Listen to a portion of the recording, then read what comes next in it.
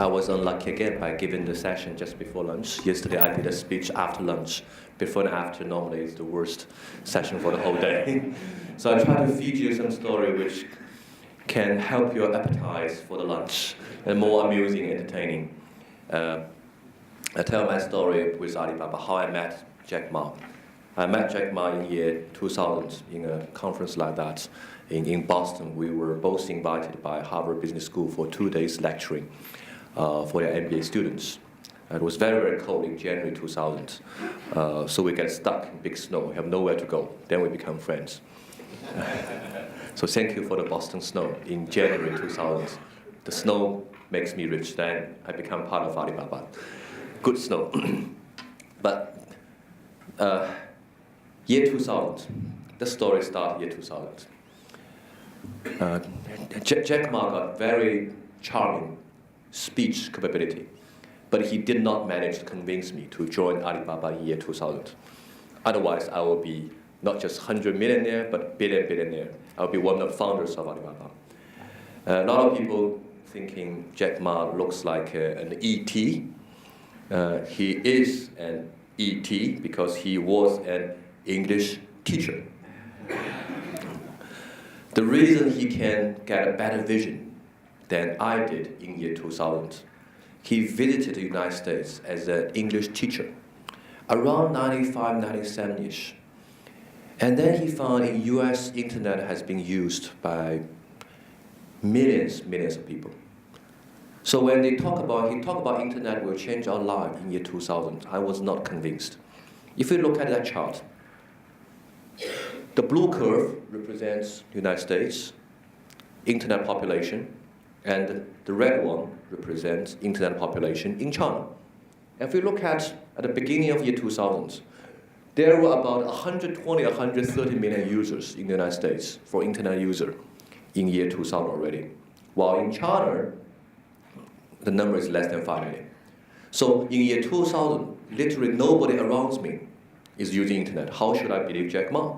But because Jack is studying English, he knows in the States 120, 130 million people are using, and he believes nothing will stop Chinese users to use the internet in the future. It took China 8 years to beat the internet population in the United States. 8 years. I was not that dumb, I'm not that stupid. I finally joined Alibaba in year 2006. And the year 2007 is the year when Chinese internet population is bigger than the United States. If I join 2 years later, I won't be sitting here making that speech because I'm still poor. If it's the right time to join Alibaba in 2006, you can't miss that again. Then it took only 4 years to double the internet population between China and the US. So 8 years to beat, 4 years to double. Then we look at mobile internet. The mobile internet will start, actually mobile internet starts when iPhone 3 launched. When smartphone launched, that's a new era for mobile internet. Before that, it's not real mobile internet. So it only takes 2 years, less than 2 years actually, for Chinese mobile internet user to beat the United States. I didn't update this chart. Within another 12 months, Chinese mobile internet user doubles the mobile internet user in the United States. So it's much faster than the history of PC internet. More interesting, China is the only country in the world so far. The mobile internet user population is bigger than PC internet population. While in US, the internet penetrate on PC first, then people start to have smartphones. So the mobile internet population in the States, even today, is still smaller than PC internet. While in China, a lot of users skip PC internet stage, jump into the mobile internet immediately. And these users, including my mother, including my mother-in-law, they never use PC internet. Until I gave them an iPad as the Mother's Day's gift. I gave a Samsung phone to my mom-in-law for his birthday gift. They start to WeChat me and kind of Twitter, Weibo me. they start to shop on Taobao, they become mobile internet user. And the security guard downstairs in the lobby, in the lobby, he's not busy. I checked him when I get in. He's using smartphone, playing some games. I bet he never used PC internet, but he jumped to mobile internet. So these users start their internet life, let's put that way, from mobile internet immediately. That's why China is a very interesting country. The mobile internet population is bigger than PC internet population. So let's remember this fact, and it's very important fact, because one thing you cannot change is the population demography. And one thing you also cannot change is the internet population demography. So in China, when I talk about e-commerce later, we remember a very important year, year 2000. Year 2000 is the beginning year for Chinese internet. Year 2000 is not the beginning year for internet in the States, but it's the beginning year for internet in China. Why I say that? It's not this chart. This chart is not just enough. I'll give you another fact. Alibaba's birthday, Tencent's birthday, Baidu's birthday, Sina's birthday, the biggest internet company's birthday are all the same, 1999. So all these big giants, they have almost sharing the same day birth, same year of birth, 1999. Without these giants, without this internet company, we don't have internet in China. And we remember another year, year 1985. Year 1980, people born in and after 1985 are the real generation in China who lives in internet, not people like me. I'm born in 1970. Even other people born in 1980. Why? People born in 1980 in year 2000, they are 21, 22 years old.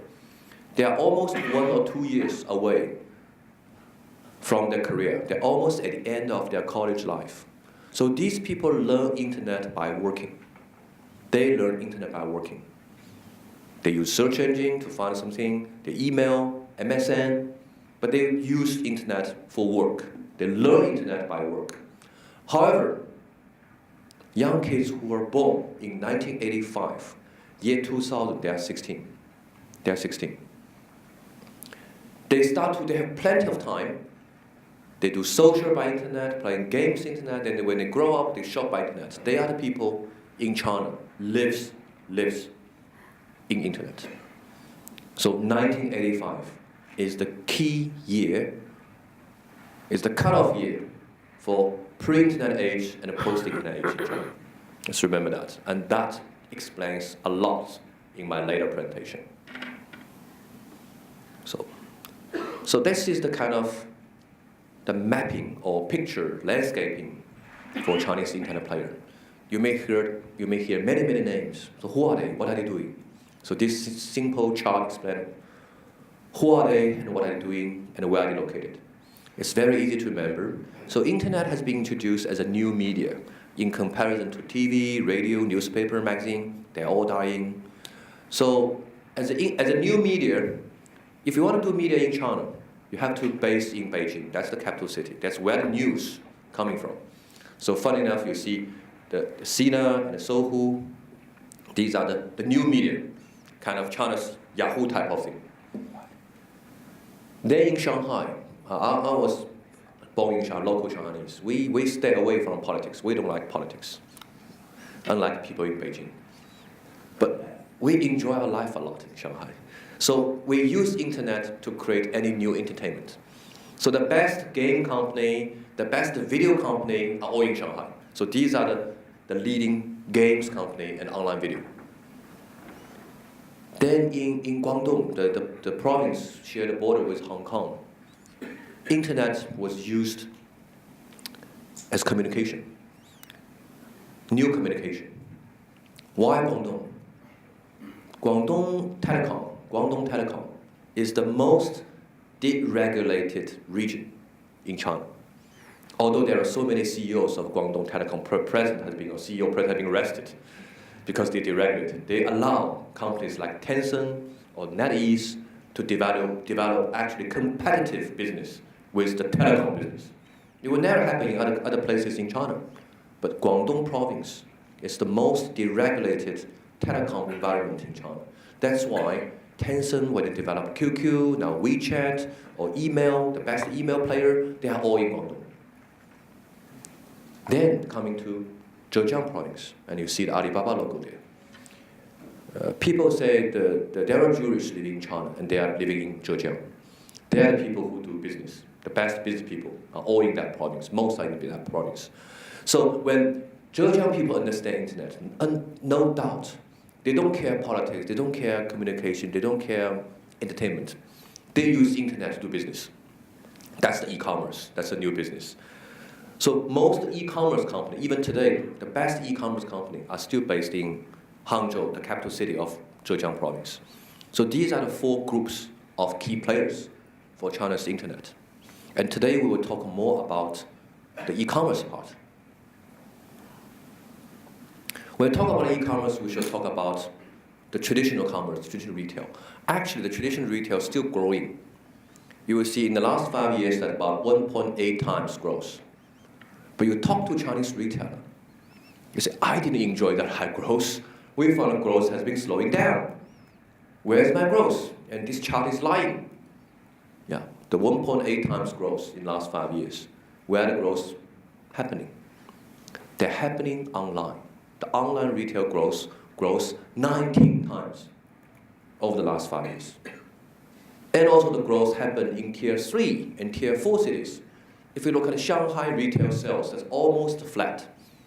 The tier 1 city offline sales, offline retail sales, has been flat for a couple of years already. But in the tier 3, tier 4 city, if you don't have stores, if you have not penetrated into tier 4 cities, your brands will not enjoy the growth. Or you have not positioned online, you will also miss the online sales growth. The people who can capture 1.8 times or even outperform 1.8 times growth are the people who position their brands online and in tier 3, tier 4 cities. That's where most of the growth is coming from in China's retail.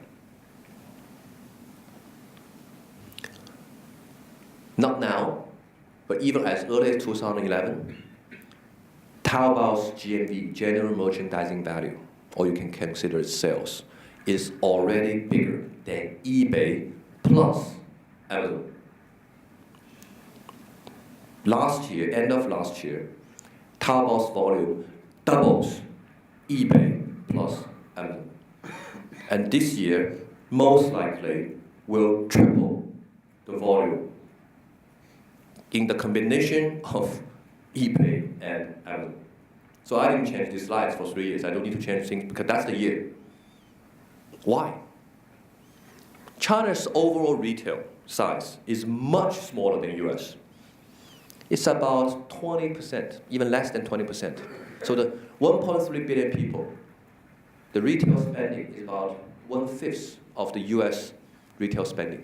But why? The online player, Taobao, is much bigger than eBay and Amazon. And my second question I will answer later is why there is no Taobao similar player or Alibaba similar player in the US. So these questions I will get answered. So number 1, why Taobao is much bigger than eBay and Amazon Plus? In US, even today, or even in the near future, I believe e-commerce or online retail sales is a complementary channel for the traditional retail sales. I had a house in Woodstock, in the Bay Area, in California. I spent my summer there. It's a very small town, 5,000 people. 5 minutes drive, I can get supermarkets, anything I want to buy for day-to-day life. 20 minutes from Stanford Shopping Center to premium brands, or my wife spent most of her credit card in Stanford Shopping Center. That's enough. We even don't need to go to San Francisco, but that's 20 minutes away.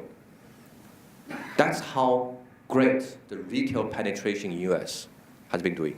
So every little town, minutes away to a Walmart, minutes away to a Target, then probably half hour to premium brands, 1 hour to any outlet. So why bother as consumers? So convenient already.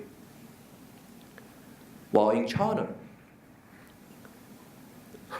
only 30 years ago, China started to open up. And the modern retail has not penetrated in China yet. One thing the anchor didn't explain before, Alibaba runs a retail business in China as CEO for 5 years.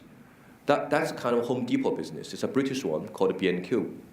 That was the largest in Europe. So we opened 55 stores during my 5-year CEO time, 55. While in the UK, the country, for the whole country, is the same size of Zhejiang province, one province in China. We have 600 stores. B&Q has 600 stores in the United States, but 55 in China. So compared to the retail penetration, that's nothing.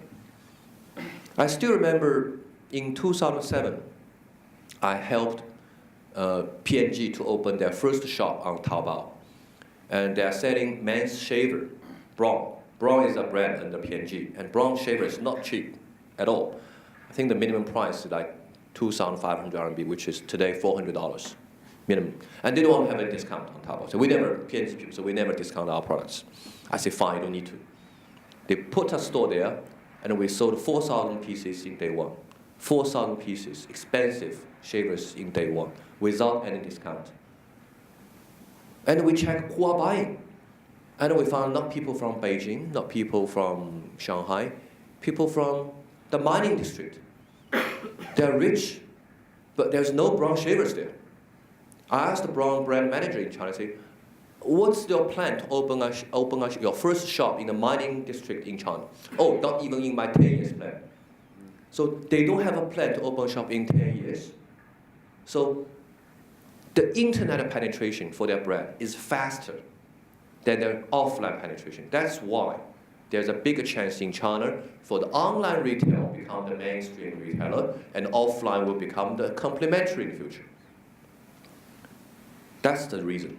And also another reason is the retail property in China. That's the reason from the consumer part. Consumer needs products which they cannot buy in their tier 3, tier 4, tier 5 cities. On the other side, merchants. Why merchants migrate to online? The retail property rent went up 8 times in the last 10 years in China. 8 times the rent. While in US in the last 10 years, I checked with some retail property developer in US, about 8%. So 8% inflation in 10 years is not incentivized enough for merchants to move online. Why bother? My cost is quite flat. While in China, I was a retailer.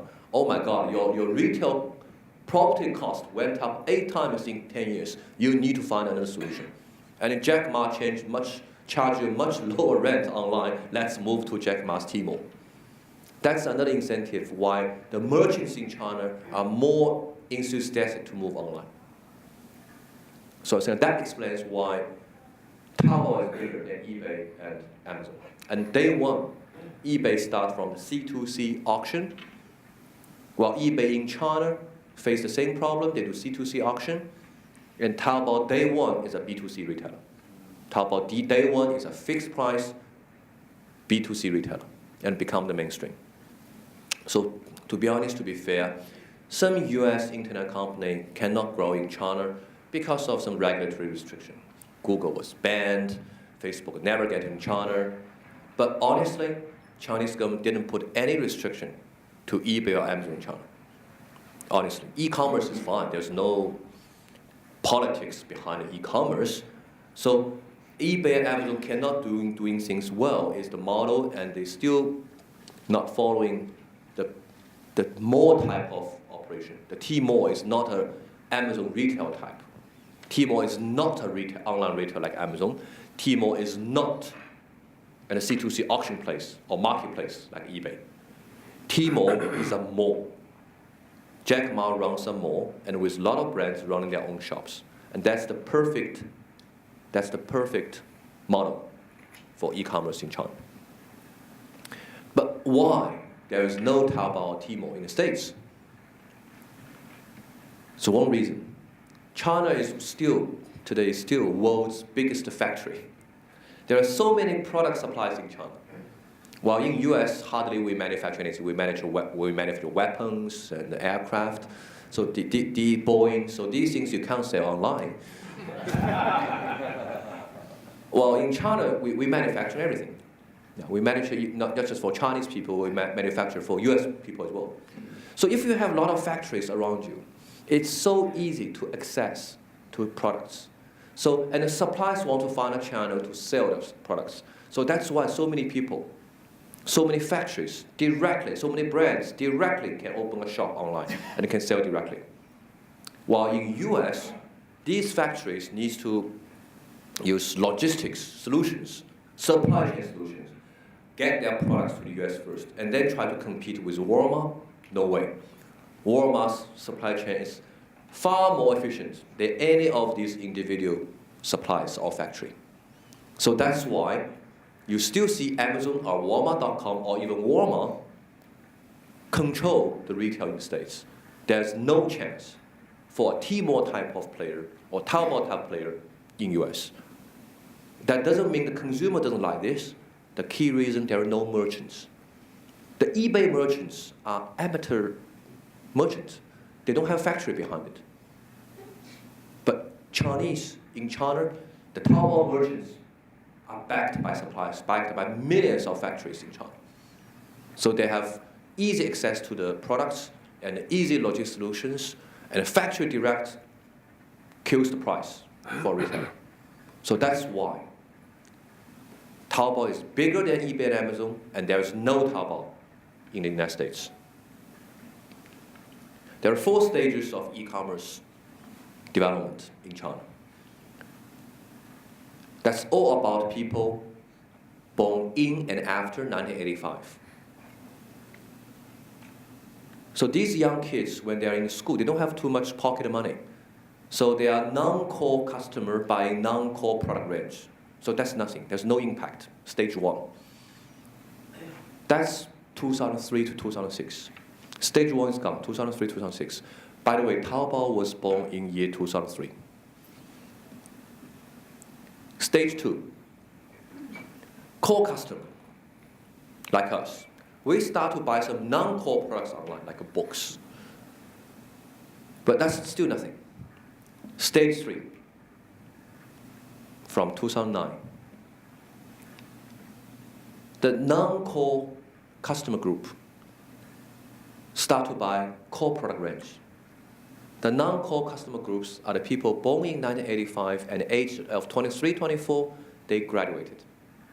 They start to shop from their salary. They have their own salary now. But still, they are not rich enough. They are not the core customer group. They are not mainstream customers. 2011. That's the breakthrough year. That's the year, as I said, Taobao bigger than eBay and Amazon. That's when the 1985 born people at the age of 26, 3-4 years after their college, start to think about marriage, building a home, family. That year is the first year. The November 11 is the online shopping festival in China. November 11, Taobao created this festival.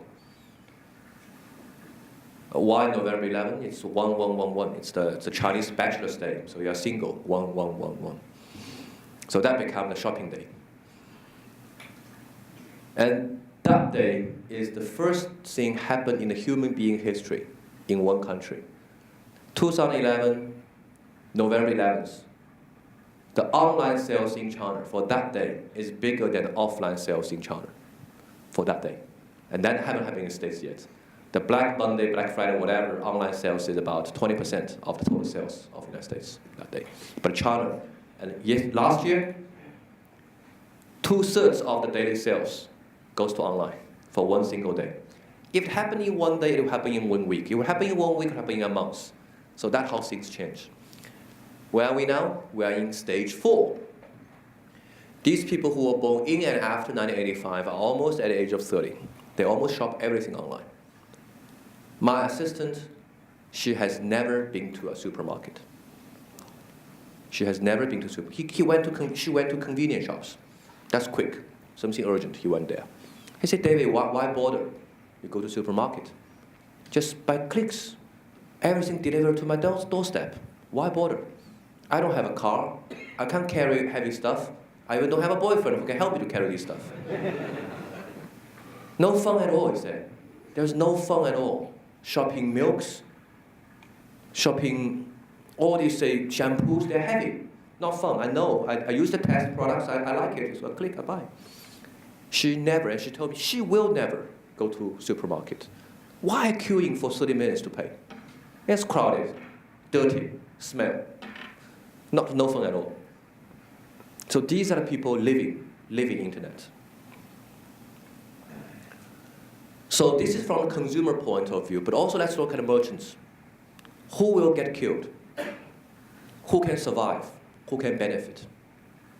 Who will get killed? If your products are 100% digitalized, nobody can save you.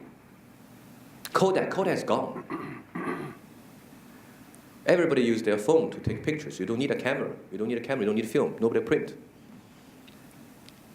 A lot of people challenging about China say fake DVD or piracy about DVD. Now it's gone. The Chinese government didn't do anything, but it's gone. Now the piracy DVD gets online. And you have to spend $1 to buy a DVD, which is fake. Now it's free online. So it's not Chinese government, but the online video business completely killed the DVD business. Bookstores went bankrupt. So any products that get digitalized, you can't survive in your original format. This going. So we also look for investment, which will be disappearing. Then we invest in the alternative for pure internet player. For example, we invest in PPS, the second largest online video company. We sold to Baidu for $370 million. We sold 91 Wireless to Baidu for $1.9 billion. So these things is a replacement for the alternatives in the offline. We also found lottery tickets. Why you need to buy tickets? That's 100% digitalized. So we invest in a company called 500.com and listed in New York Stock Exchange last November. They are doing sports lottery. So that's some new format which can completely reshape the whole industry. Then who will suffer a lot but will not die immediately?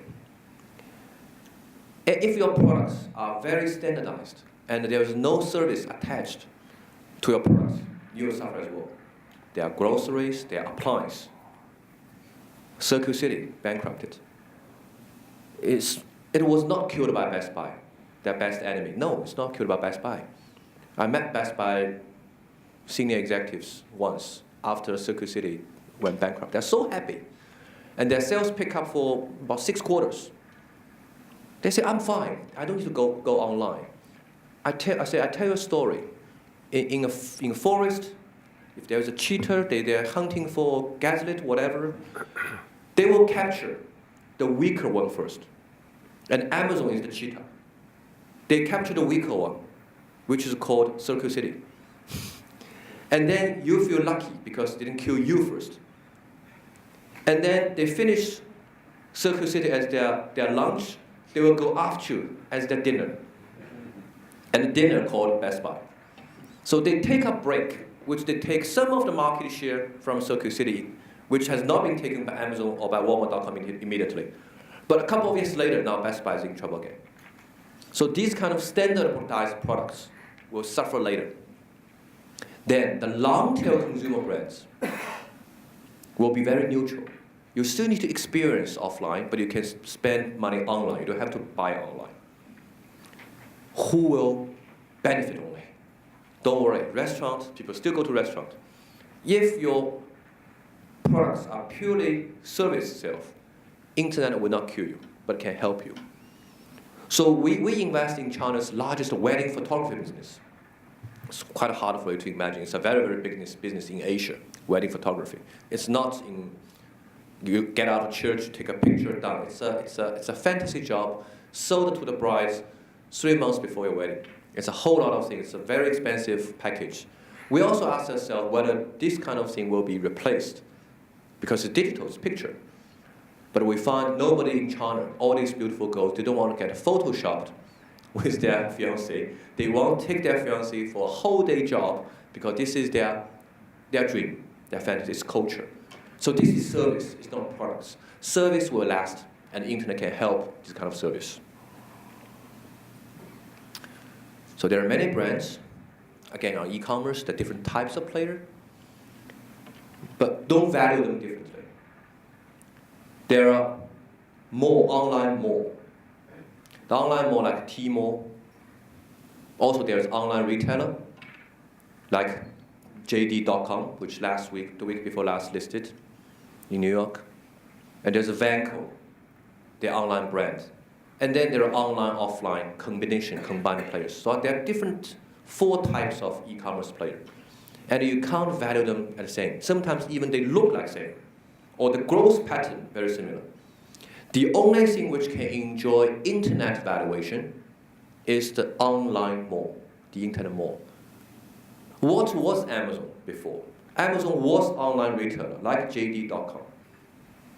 However, Amazon managed to transform itself from online retail to an online mall.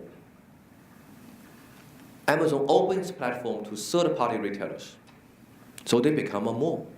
And that's why the capital markets value Amazon with a ridiculously high valuation. You can't look at their multiples like 1,000 times, Amazon. And why? Because they look like internet rather than a retailer now.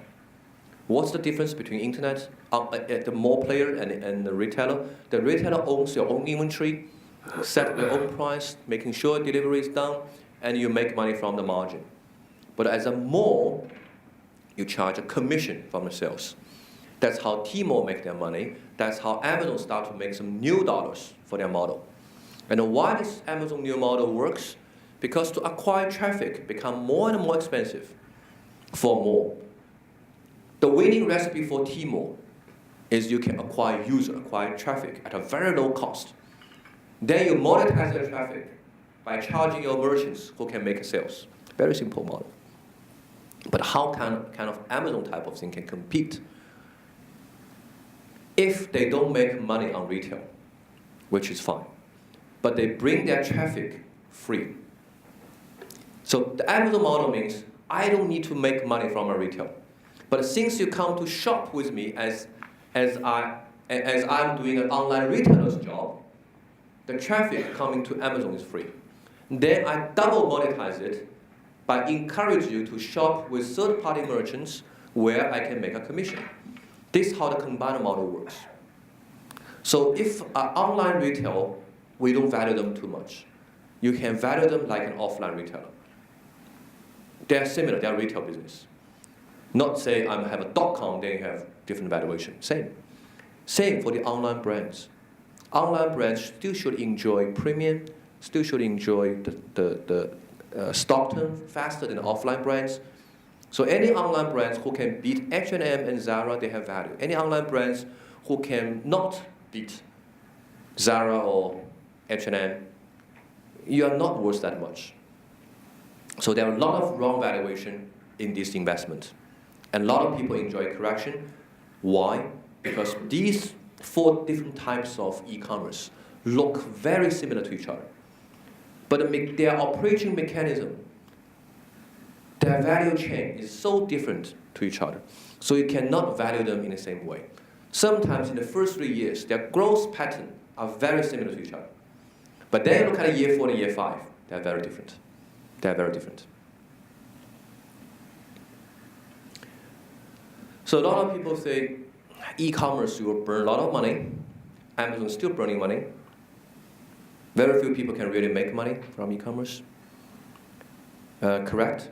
If you want to build a mall, that's when you start a foundation, start a basement, you gradually build up.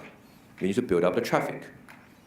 But if you're an online retailer, you shouldn't make money. If you're an online brand, you shouldn't make money. So there is no excuse for an online retailer to continue to lose money. There is no excuse for if an online brand to continue to lose money. So that's the arguable things for the investment community. We never invest in money losing e-commerce unless they're building a mall.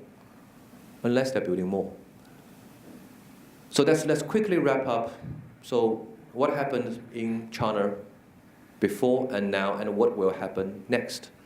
So our vision for what's going next there will be three more big industries, three big verticals will be hit by e-commerce, or let's put the other way, e-commerce will take a ride on these three industries. And these three industries has not been revolutionized property, car, home decoration. These three things, these are the three big things. I have other verticals to talk about, but these are the big three things. The biggest three tickets in your lifetime: buying house, buying cars, decorate your home. Very big spending. And these three big spendings will be driven by the post-1985 generation. They become 30 years old. So unlike their previous generation, they will not go back to the offline solution again. They will start everything online.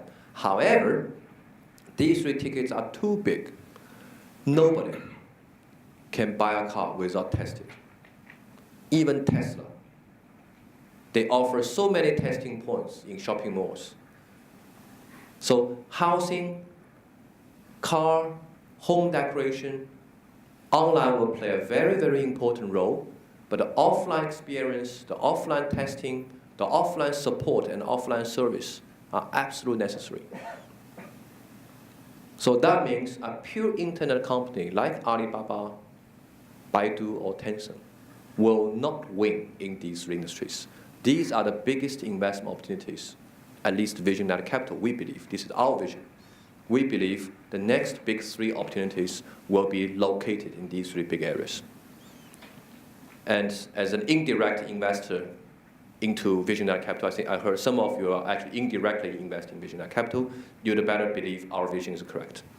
Thank you very much. So I'm open for questions.